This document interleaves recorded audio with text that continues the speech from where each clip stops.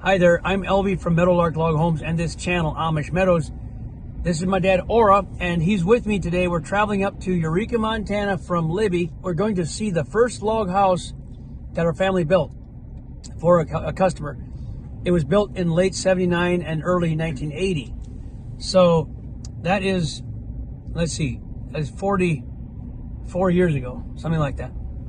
So we'll turn the camera around so you can see the scenery going all the way up to Eureka. But we're excited. We haven't seen the house. I've never been in that house since we built it. I was 10 years old, and I helped after school, helped Saturdays to build this house. And we're going to meet the owner, the current owner of the house. What size is it? Do you remember? I don't remember. We'll have to wait till we get there, and the gentleman can tell us the size of it. I have a tape measure in the truck I can measure. So we're excited to take a tour of this very first home in 1980 that our family built. At that time, we were called, did we have a name? Were we already? Yeah, Art Netting was the guy that owned the place. No, I mean the name of the company. Did we have a company name at that time?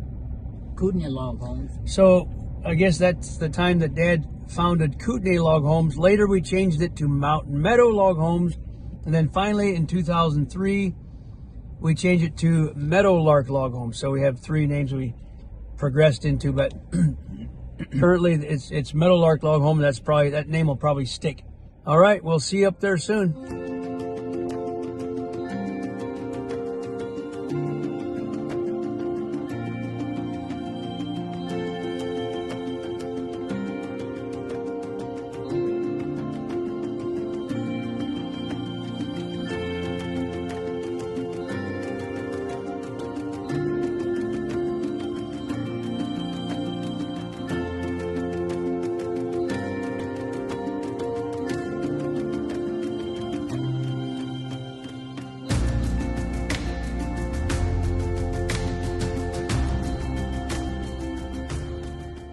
Well, Dad, we're almost here. Up here on the left is the home we built, the first log home we ever built. So let me pull in here. The building on that white building on the right is my brother-in-law's Northwest Metals shop, Ben Troyer. His wife is sister to my wife. His wife, Katora's sister to my wife, Rebecca. Here we turn to the left, and here's the log house.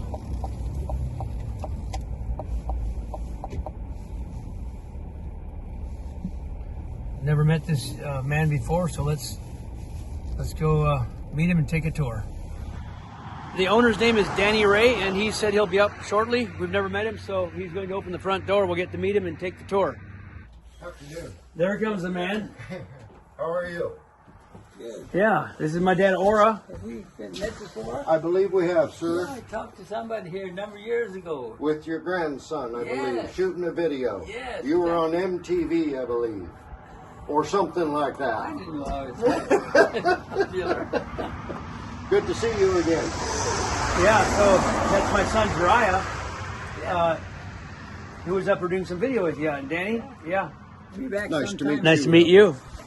I told you then we're going to be back sometime and make a video. Yeah. This is it. And This here is we that are. time now. We're both here. Yeah. Yeah. Well, thanks for taking the time with us. So, our viewers are going to be excited to see the first home that we ever built. I was 10 years old. I peeled some of these logs, not very many, but after school and Saturdays we'd come and work on putting these logs up. And skinned a few logs, helped put a few up on the thing. So, yeah. So I guess, do you know the size? You should know the size. You own the place, right? The dimensions? It's approximately 30 by 55. 30 by 55, okay. Just And at the top, after the foundation was in. Oh, The okay. basement was in. We just built the top on it. The log portion. so the basement's there. So This is our floor, but then so the steps have been replaced. Yeah, I just used the same, whatever support was underneath there as before. I just replaced the boards themselves. I'm trying to keep as much of what was here. yeah, so you said that this is the original floor. This decking here is, Yeah. yeah, those that you're standing on have been replaced since when I purchased the place. Right, so that would mean, let's see, 1980, and do my math, That's 44 years right now. Right. So there's a little rot, but they're cool. They're like heavy timbers, really thick on the floor planks. All throughout here. Yeah. So would you like to just, I'll turn the camera on you two, and you guys just go inside and out, and we'll talk about this thing. Okay. You like to do that? Sure. Why not? 10 or 15 minutes. And there you go. Here starts the tour. Is it a business? It is. I can take my shoes off. No. So it's not a residence, but you said there's apartments? I have an apartment on that end, and my good friend stays in this room right behind you. That's made up as kind of a spare bedroom. And this area here is actually my office. And you said to me that, Danny, that you used to build log homes back in the day. Yeah, I spent my entire life building custom log homes. Tell us more about that. What was that all about? Started working in 1980 for my father, who was building handcrafted log homes. Isn't that the same year that we started? Right. Wow. Yeah, and I grew up down in Victor. Right. Oh, yeah, Down in the there's Bitterroot. a lot of log homes down there. And we used to come up to Eureka to get our logs. Oh, yeah. So it's just funny that this is where I ended up. But basically, I spent my whole life traveling all over the country. I built in 38 states, building Is that right? handcrafted log homes. Mostly the larger diameter chink style type of homes. Those were the people that we had was our competition, so to speak. Right. Yeah. Yeah, there's several different styles of logs. Exactly. And I built all of them. And so I always looked at it as they weren't really competing with each other. They were completely different style. No, if that's what you wanted, you're going to hate a handcrafted home. Right. Or a milled log or whatever. They're so different. There's no right one. It's what you're looking for. Yeah, you said it right. I never figured anybody was competitors. Right. We were friends, and we talked about how they were built and how much they cost per square foot and what we're getting for them and stuff like that. Yeah. Not as, oh, we're better than you are. Our logs are the best. Yeah. If you want. Yep. That never came into the picture. I recall.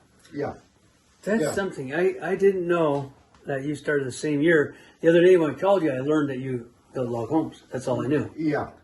Yeah, So this is our history. I'll talk it later maybe, but ever since we built this first log home, I just told my son, I don't recall of any time between the first day that we built this home till I gave it over to my sons. Now it's in the next generation, so it's the third generation. And as far as I know, we were never out of building the next log home. Mm-hmm. So my son, the brother to the one you met, he was the oldest, Jeriah, who was here. And Jalen, the second of our son, my sons, took over the company the first of the year. I see. So third generation. Yeah, and that's how we were my whole career. There was the housing industry would vary, but the log homes didn't. There was always somebody that wanted a log home. Those people changed. Our customer base changed.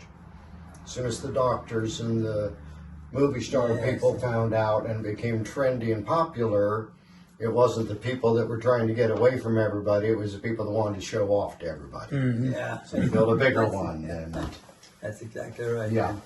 They thought they were buying the best home. Yeah. Theirs was the best. Yeah. But when they bought it, it become the best. Yeah, exactly.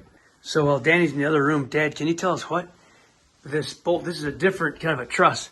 Did you put that bolt through there? That's how you made it. Apparently, yeah, you would. Yeah, that was.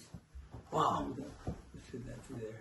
A square nut and a bolt to bolt the truss together. And that's a wooden peg over there. But it's pretty small. See that wooden peg? Yeah.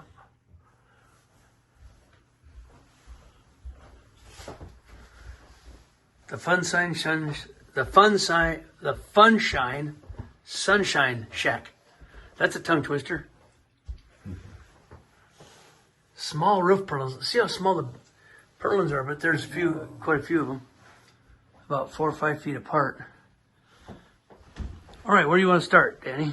Well, if you guys just want to come Follow on you, yeah. back Go ahead. here, so I don't know what this was before. It's been chopped up and changed so many times, but this is the apartment that's left over. All of this stonework, Wolf masonry. He lived here and owned this for a while. So they did all of this stonework you may not have seen. No, I've never seen this. Okay. Nice. Yeah, and this is a tub back here. It's all storage right now. That's okay. But it's got the same stonework around it. This would all have been added since we were doing the log work. Yeah, this whole room I haven't really touched other than I put that window in. And then replaced the flooring and the plumbing, the windows, the doors, the electrical. That's what, when I bought this place, I thought, well, it needs help with everything. It had been abandoned and neglected. And I thought, well, everything needs fixed, but I know how to do that. So Right. I got a project for the rest of my life. So here we are. Yeah, let's see this. Wow. I remember it being one big open room. It was a business office, wasn't it, Dad? Yeah, it was A concrete- part of the business. Art and Eddie, the guy we built, we had this gravel pit out here, and this was going to be his office. So we built this for his office. Yeah, over there was a gravel pit where the equipment's at, like over in here. Yeah, back behind. Yeah, us. right back behind. Yeah. So this was the office for the gravel pit for a number of Yes, years, right? exactly, Yeah. Yes. So this is office / bedroom, right? So I marvel at the tiny purlins. They're about 6 to 7 inches. And there's two ridge. Look at that. There's two ridge poles. I've never seen that. Isn't that something? The two side by side. The things that our industry evolved by what we figured out as we were doing it. There was Right. no books. There was no engineering. We were the first that I know that ever built log home with this flats on two sides. Oh yeah. That They was- probably existed, but we're the first that got But- turned into a this company. part of the country, I've never seen any. Yeah. But there's some now. There's quite a few like that now. But we never changed. The first day we Does it started work? this, we built one or two little cabins where we put the logs. Well, there were two like flats, but we drilled. See, this was the logs like here, and we instead of we scragged the log, round log, take the chainsaw and cut a round hole there and stuck the log in there. Right. But it fit like a saddle on a sow. So we finally come to do it the other way, and so that's the way it evolved. It didn't all come like it's now, It's, So you're talking about the button pass corner, like in here, where we first would make kind of a hole in the log to stick the one log into the hole. Later, we just made a simple V, Yes. a pencil point, which is it's just a simple. So the logs are about 6 inches. I was thinking these logs are bigger because nowadays our logs are much larger. The small cabins have logs this size, but they're all sound. There's nothing. Yeah. On the back decayed on corner outside, there's a log that I replaced this last year. And there were two logs on that west end that I replaced the skin on the outside. But that's the only rotten logs that we replaced. And I know that I'm the only one that's done anything of that nature to this building. So Dad used 2x6 ton groove ceiling. yes. Yeah. So we went, obviously about 20 years ago, went to 3/4. No one does 2-inch, too expensive. Yeah. That's a narrower, not even 2x6, is it? No, that's it looks like looks 5, like 2x6, yeah, but 5-inch coverage. 5 1/4. That's about all they do. Yeah. So some things haven't changed, but again, the size of these logs are much larger now. The roof beams, and that's just interesting. Looking at purlin, the two ridge poles together in the top. That's different. And then, do you think the splices were done just straight cut, Dad, or was it a V?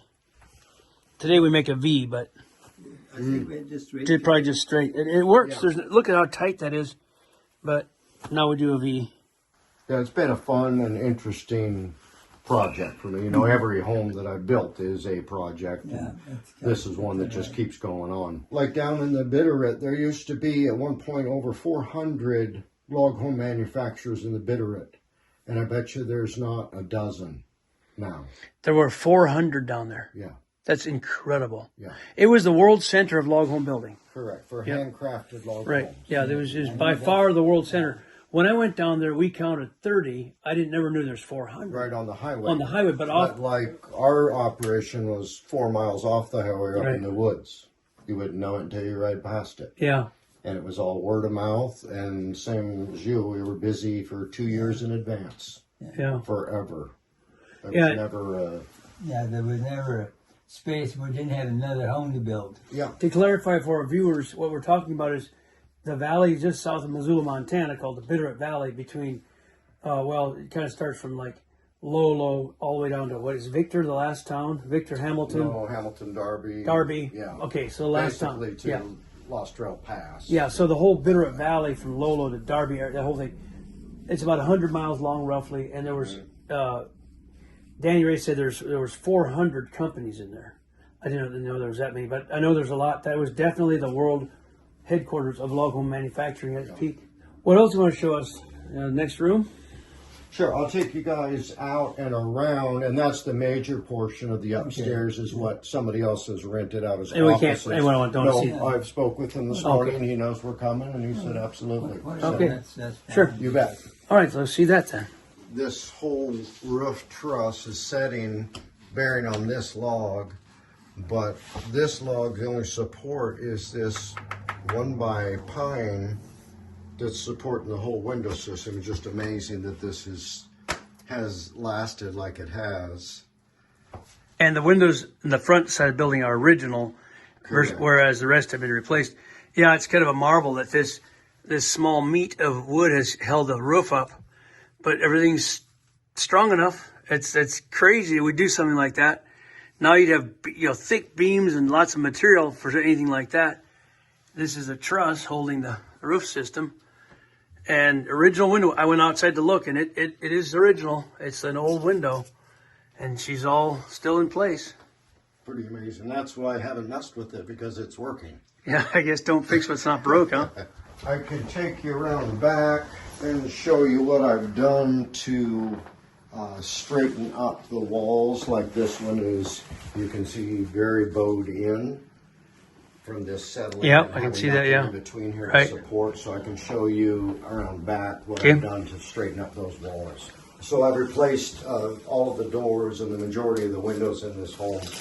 And as I cut out the openings to increase the size or to add a window where there wasn't one, I've noticed that all of the logs were just toenailed, basically, with 2 nails on the end of each log, and no steel pins, no lag bolts. Everybody builds differently, and we've evolved our building style Obviously. as we've learned things. So I could tell that this one was fresh in the learning curve. Wow. So so Dad, you would agree with there's no nails No. or screws, it just sat together. Yes. No, was it glue or just fiber? What was Glued. glued? Okay. Yeah, there was fiberglass in between each course. Just fiberglass, yeah. No glue. Flat roll of fiberglass Yeah. in between each course and Oh, I the see, next I course. see. They just sat there. They just sat there. We started with fiberglass in between the flats, and then the glue. Just maybe just 1 or 2. Yeah. Then went to glue, a squirt, great stuff. The foam looks like whipped cream. Then we went to adhesive, like construction adhesive glue, Right. floor adhesive. That's what we still use today. Now they're using back to an aerosol can, subfloor adhesive in an aerosol can. Right. It's really sticky. Right. But then we use a gasket, like Dad was saying, and screws and pins. So the year that you started was 1980, the same year I helped my dad when he started this.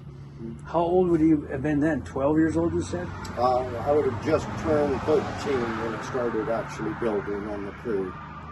So about 3 years older than me. And so what, the first year you were cutting firewood, or then you went to, when did you start notching and cutting? Notching on the log crew, I was 13. Yeah. Firewood, the first year was learned how to handle a chainsaw. And so what chainsaw did he give you when you started? Oh, gosh, yeah. a Johnston. This is the saw that we started with, a 510 SP Johnston, and then a few other models. That's what built this. Those were the Cadillacs back in that day for chainsaws. Yeah, certain tools that were just like log home specific. Yep. We had different stuff, and that's what guys tell me now. They come in my shop, they're like, "You got the weirdest tools. I've never seen those tools." Well, hang out with log home guys, we do all sorts of stuff weird. Yeah. Wow. Interesting. Yeah. Yeah, let's have a walk around the outside, huh? We already saw the porch here. This is a porch floor, deck, ceiling that you would have cut, Dad, or had somebody else cut. We didn't have a sawmill at that time. So who cut the logs for us here? Did you buy the logs from a sawmill, John's Miller's sawmill? Sawmill down the road. The John Miller's sawmill. So the neighbor, Amish fellow, had a sawmill, remember? Then we cut these logs in, probably this lumber and the floor with it. Okay, yep. Yeah, we run the sawmill. We just rented it the sawmill. We cut these logs on his mill. Yeah, about a year later, we got we used his sawmill for about a year, and then we got our own sawmill.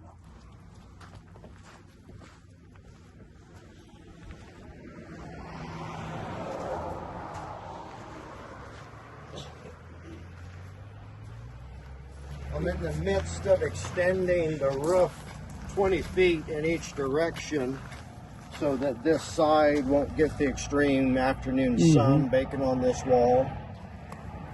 That log there will be the bottom cord of a truss going out over here. Gonna Nice. try to match the same style of what you built on the inside out here. Same small purlins coming out and all of that. I didn't remember that those logs went all the way down there. But they did.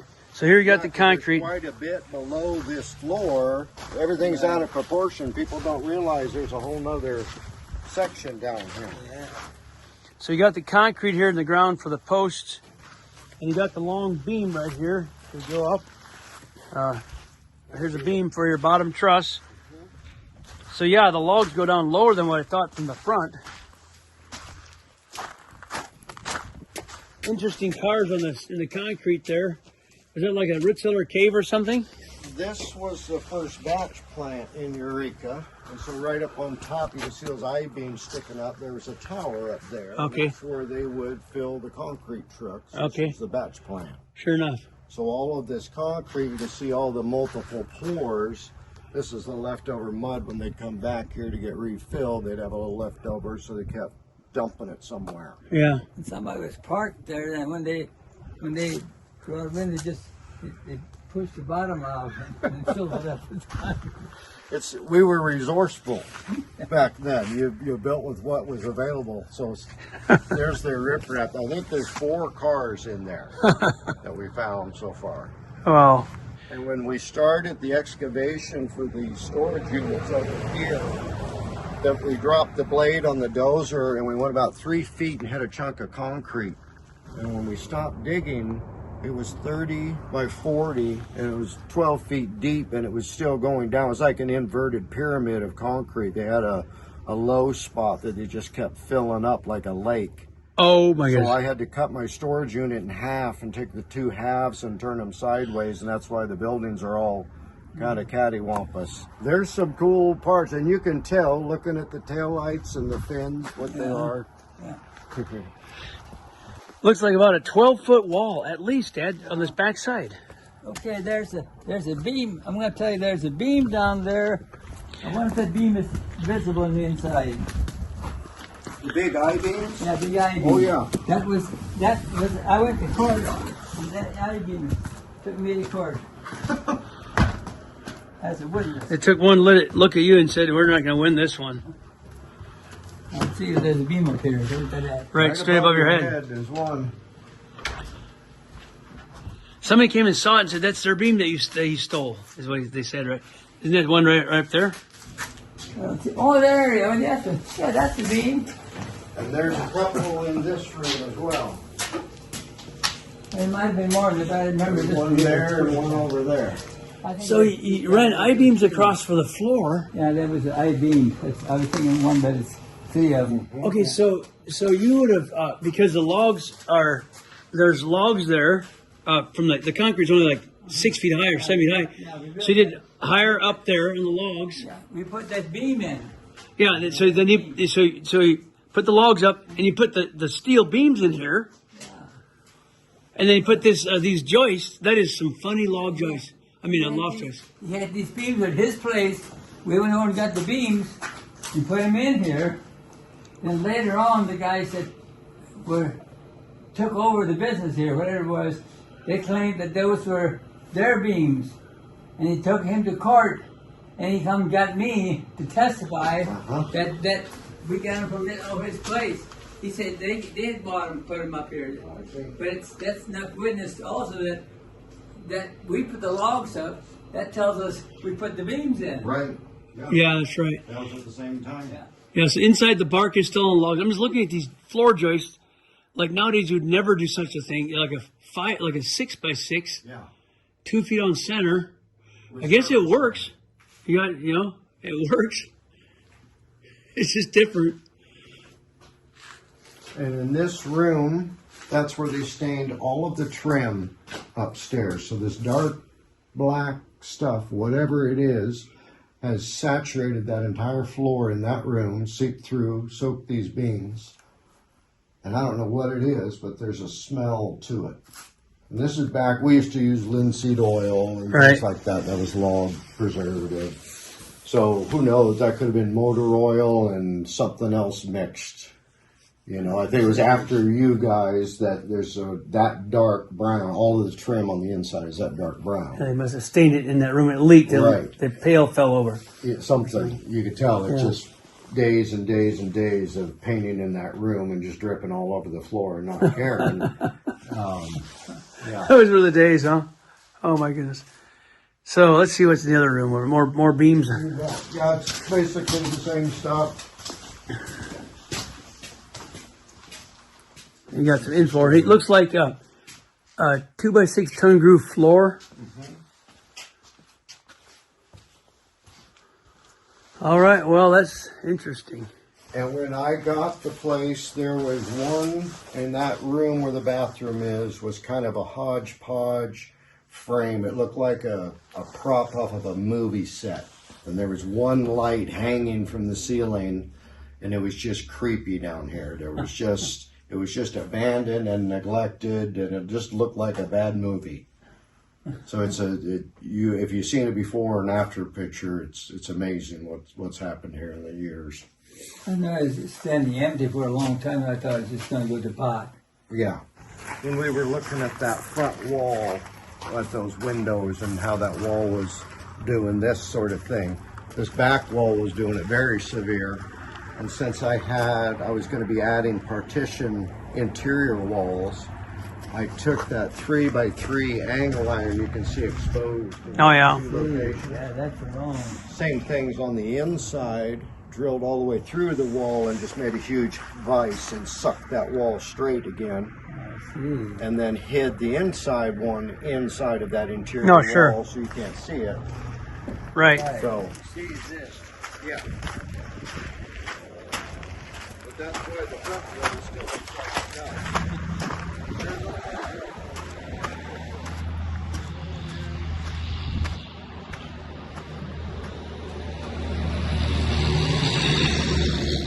I'm looking at the overhang, Dad. See up there? The decking doesn't come out. You got the rafters coming out, but the decking stopped at the wall, the ceiling. And it's only like an 18-inch overhang, whereas today we go 3 feet or so. And this overhang here is real short here, about a foot. Now we go 4 feet. That's very short. Very short. Well, this wasn't the first. This is the first full-size house. We built about 3, starting with 76, 77, 78, 79, probably about 4 or so, right? Small cabins. Mm-hmm. Then this would be the first house. Hey, thank you for the tour. I think this is great. People are going to like this.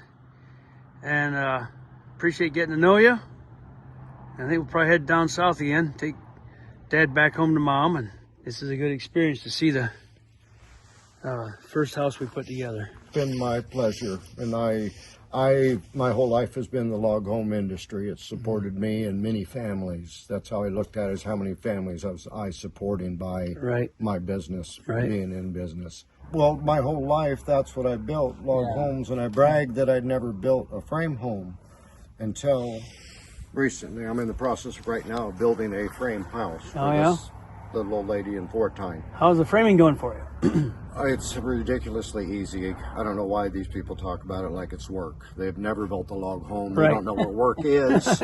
Yeah. But yeah, it seems so flimsy compared to what I'm used to as a standard of building a home that you just save those people. There's a good structure for them. It stands there.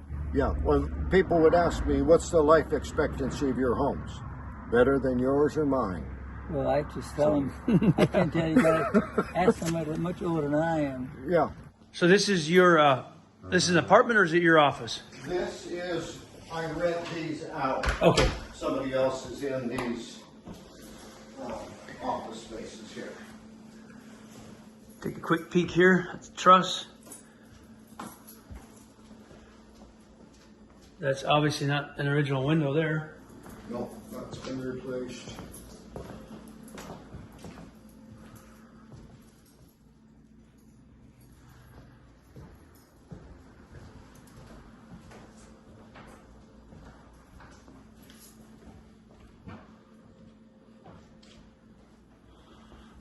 A lot of it's been covered up by walls now, but still get to see it. Wow.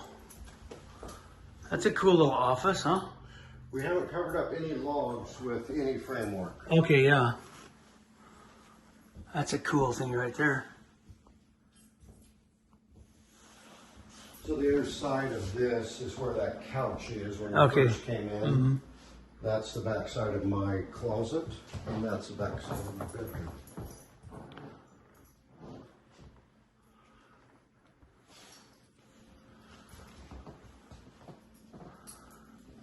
Very nice. Nice to see this. Brings back memories of being in here, working on this. I remember one time I was in here on a Saturday and we were working inside doing something. Had heaters going inside, I think some kind of a heater. It was winter time. Yeah, it all comes back now. There was a huge rock. It's right outside that wall now. Right here, and it had a large wood stove on it that was going out through the roof when I bought the place. And there was, these walls were here, and that bathroom wall was there. Everything else, there was pretty much nothing left in here. Well, thanks again for your hospitality, showing us this house. Absolutely. What a treat. You guys should be proud of this. Yeah, it's quite something. It's neat to look at where you started. Yeah, it is. All right, thanks so much. You bet. It's a pleasure to meet you, Elvie. Nice to meet you. That's Ora, and I'm Elvie, but yeah. Oh, I'm sorry. That's Ora, right, yeah. Ora. Yep. Yeah, he's my son. No worries there. Been But there yeah. for many years. And I turned it over to his son. Now it's in the third generation. That's awesome. And they're still, well, they're not as good as they used to be when we built them, but Yeah. you know how that works. Yeah. But it ain't a bad living. Yeah. Well, thanks so much. You betcha. Great.